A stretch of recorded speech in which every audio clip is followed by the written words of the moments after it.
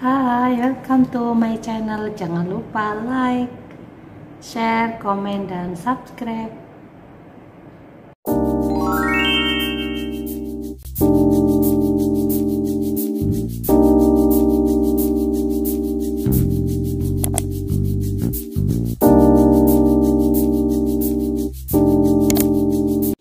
Assalamualaikum warahmatullahi wabarakatuh. Alhamdulillah kita masuk pada materi terakhir pada mata kuliah ekonomi mikro syariah atau ekonomi mikro Islam. Hal yang dibahas pada pertemuan kali ini adalah tentang keseimbangan umum. Kita akan menganalisis ya, keseimbangan umum itu maksudnya apa, mengapa kita juga mempelajari ini setelah banyak yang kita bahas di awal ya, mulai dari dasar permintaan, penawaran, teori konsumsi, teori produksi, kemudian ada distorsi pasar dan sebagainya. Ini ya kita akan membahas terakhir tentang keseimbangan umum. Analisis keseimbangan umum memperhitungkan atau mengakui keberadaan interaksi antara harga dan kuantitas berbagai barang dan jasa. Analisis keseimbangan umum dipakai untuk mengetahui interaksi antar pasar, karena pada dasarnya pasar saling berinteraksi, juga untuk mengetahui adanya perubahan pada satu pasar dengan pasar lainnya. Dengan adanya analisis ini, maka dapat diketahui dampak adanya gangguan keseimbangan atau disequilibrium di suatu pasar dan pasar lainnya. Jadi kalau selama ini kita mencari equilibrium ya, mencari keseimbangan antara permintaan dan penawaran, lalu kalau kita menganalisa keseimbangan umum, kita juga akan tahu disequilibrium atau ketidakseimbangan. Berikutnya yang dibahas adalah tentang efisiensi dalam pertukaran. Ekonomi pertukaran atau exchange ekonomi yaitu menganalisis perilaku antar dua individu atau dua negara yang dapat melakukan jual beli dua jenis komoditas di antara mereka. Menurut Alfred Pareto dalam prinsip optimalisasi Pareto atau Pareto Exchange, alokasi sumber daya dikatakan efisien jika barang dan jasa yang tidak ada hubungan jika barang dan jasa yang ada tidak dapat direalokasi antar konsumen tanpa membuat salah satu konsumen dirugikan atau tingkat kepuasannya menurun.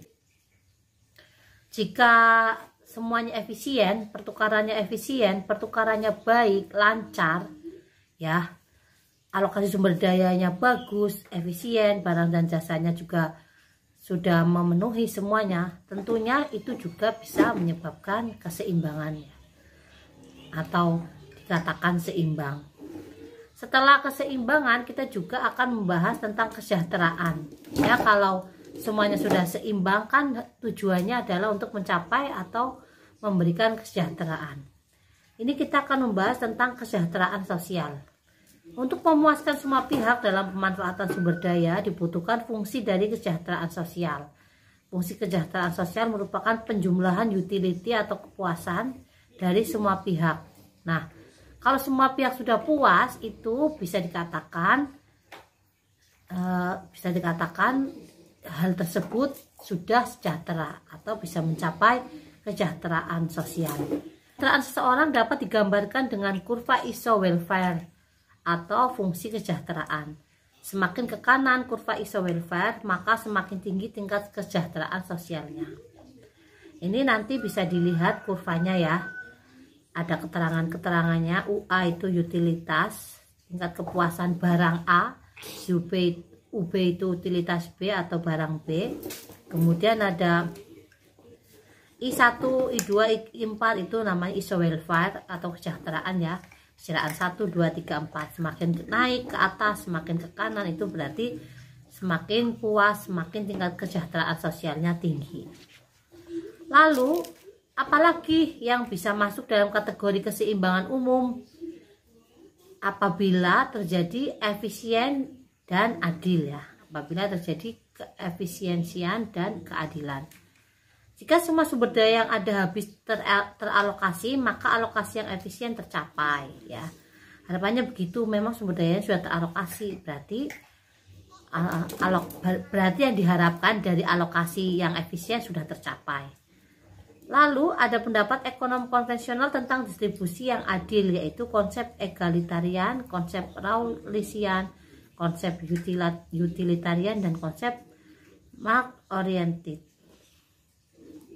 Konsep egalitarian yaitu keadilan tercapai apabila setiap orang yang terdapat dalam suatu kelompok masyarakat menerima kepuasan yang sama. Dalam hal ini adalah jumlah barang yang sama. Jadi adil itu apabila semua menerima dalam jumlah yang sama. Kalau konsep Rawlsian adalah distribusi dikatakan adil jika mampu memaksimalkan kepuasan kelompok masyarakat yang paling miskin. Adil itu jika kelompok yang paling miskin itu sudah maksimal, ya, distribusinya untuk masyarakat yang miskin itu maksimal, berarti itu dikatakan adil. Sedangkan menurut konsep utilitarian, keadilan distribusi tercapai apabila total kepuasan atau utilitas setiap orang dalam kelompok masyarakat mampu dimaksimalkan. Apabila total kepuasannya dari setiap orang di kelompok-kelompok tersebut itu bisa mencapai kepuasan yang maksimal. Selanjutnya ada konsep market oriented. Hasil pertukaran melalui mekanisme pasar adalah yang paling adil. Jadi semua yang tidak terjadi dalam pasar itu berarti tidak adil menurut market oriented. Tapi menurut market oriented, hasil pertukaran yang adil itu adalah yang memang terjadi dalam mekanisme pasar, yang terjadi memang dalam kendali pasar, ya, dalam suatu pasar. Lalu yang terakhir adalah dalam konsep ekonomi Islam. Adil itu yang bagaimana? Adil adalah tidak mendolimi dan tidak didolimi. Jadi kedua belah pihak harus merasa tidak ada yang terdolimi. Bisa jadi konsep sama rasa sama rata tidak adil dalam pandangan Islam karena tidak memberikan insentif bagi orang yang bekerja keras. Jadi bisa jadi ada istilah sama rasa sama rata, tapi yang salah satunya itu semacam dieksploitasi, bekerja keras sendirian. Nah itu berarti dalam Islam ada yang terdolimi, sehingga itu belum disebut sebagai keadilan atau adil secara ekonomi Islam. Ini juga kita akan membahas tentang keseimbangan umum perspektif Islam, ya. Bagaimana lebih detail kita akan membahas keseimbangan selain keadilan tadi menurut perspektif Islam. Keseimbangan umum perspektif Islam. Dalam sistem ekonomi Islam terdapat konsep distribusi pendapatan yang berkeadilan. Misalnya, pemerintah memungut zakat untuk orang Islam dan pajak untuk non-muslim, ya. Namun perlu dipahami apakah pungutan atau donasi tersebut, ya, bisa berupa zakat, infak, sedekah dan lain-lain, itu akan mengurangi atau bahkan menambah kepuasan orang yang membayarnya. Jadi ini juga nanti akan jadi bahan diskusi, ya. Kalau Islam berarti double pajak dan zakat. Kalau yang non muslim itu hanya pajak. Nanti kita akan diskusi tentang hal ini, ya, di kelas. Nah, ini juga akan membahas rasionalitas, sehingga dari membahas rasionalitas ini ada hubungannya dengan keadilan. Rasionalitas ini juga sudah dibahas di materi sebelumnya, ya, sekitar materi ketiga atau kedua. Rasionalitas dalam kerangka definisi self-interest dapat menerangkan perilaku pemberian donasi dan tindakan menolong lainnya. Jadi seseorang itu merasa rasional, ya, bertindak secara akal sehat untuk memuaskan dirinya sendiri. Bisa jadi dia memuaskan keinginannya sendiri, kemudian berperilaku untuk memberikan donasi dan menolong orang lain. Nah ini yang bisa menjadikan yang muslim ini mengapa harus membayar pajak daripada non muslim, zakat daripada yang non muslim tidak membayar zakat, ya, tapi yang non muslim hanya membayar zakat. Dalam hal ini fungsi utilitas atau kepuasan berkaitan dengan donasi tersebut adalah tidak saja seseorang memikirkan pendapatannya sendiri, melainkan memikirkan pendapatan orang lain. Kan kita sudah tahu, ya, bahwa adanya sedekah, infak, zakat itu kan didistribusikan untuk orang lain, ya.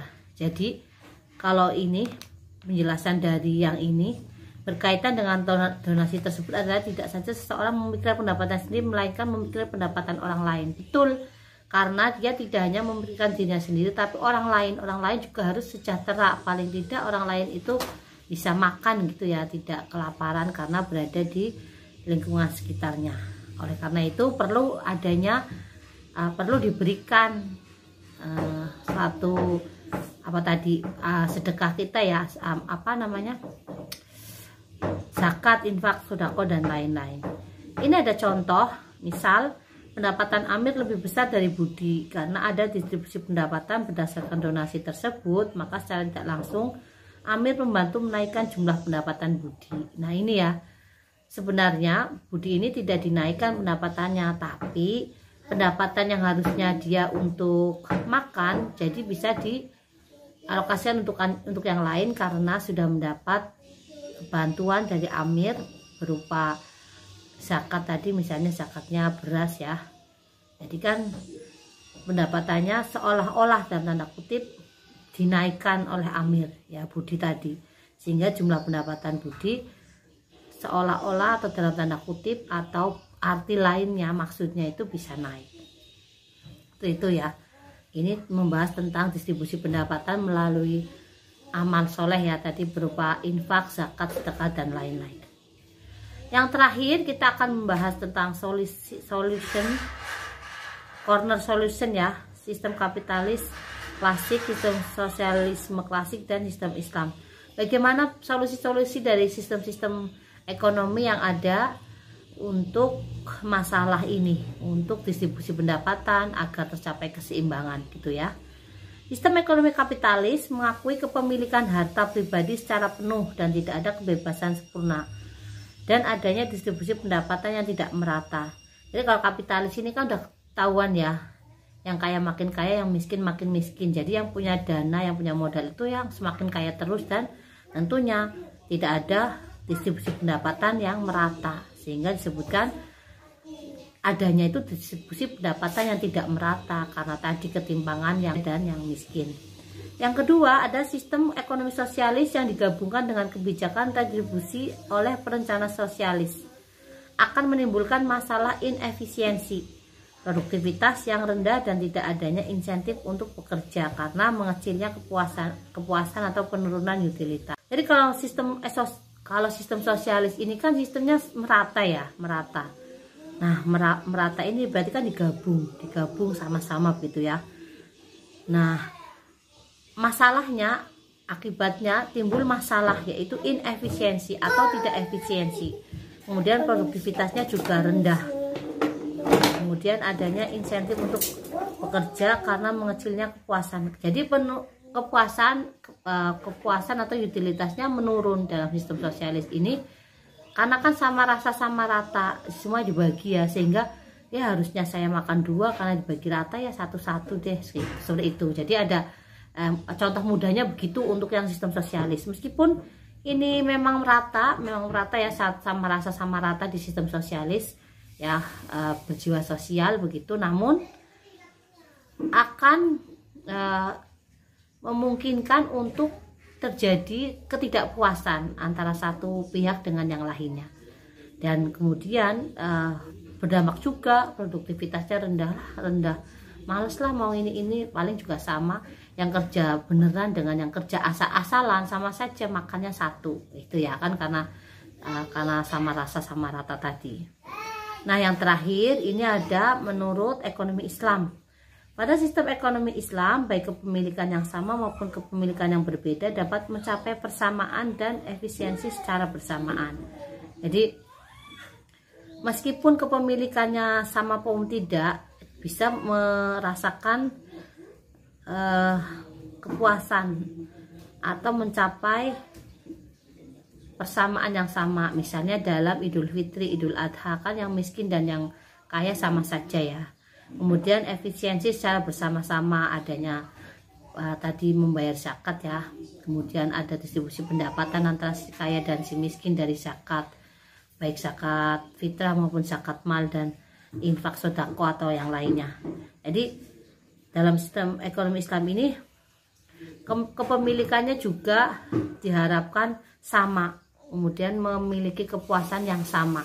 Ya, meskipun ada si kaya dan miskin, betul, tapi memang ada distribusi pendapatan yang adil berbentuk sedekah tadi, sedekah infak dan zakat. Demikian penjelasan saya untuk materi terakhir pada mata kuliah ekonomi mikro syariah atau ekonomi mikro Islam.